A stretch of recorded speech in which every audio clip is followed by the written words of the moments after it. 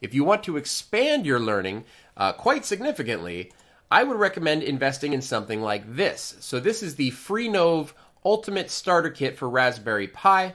This has detailed tutorials for how to hook up all these cool little different components here. So you get a bunch of little servos and diodes and speakers and joystick buttons. And this one I think has even like RFID card readers and stuff.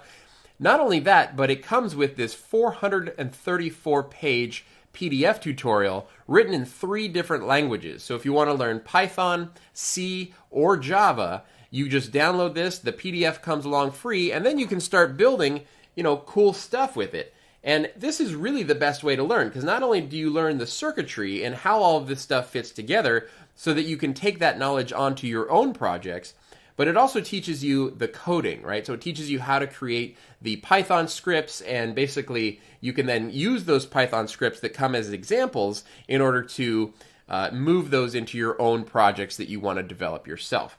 This one was pretty interesting. This was basically just how can we make an LED with this little servo thing here dim from all the way off to all the way bright and every little stage in between. And it's basically taking an analog controller here, converting that analog controller into a digital signal that the LED understands. So this was a pretty cool little project.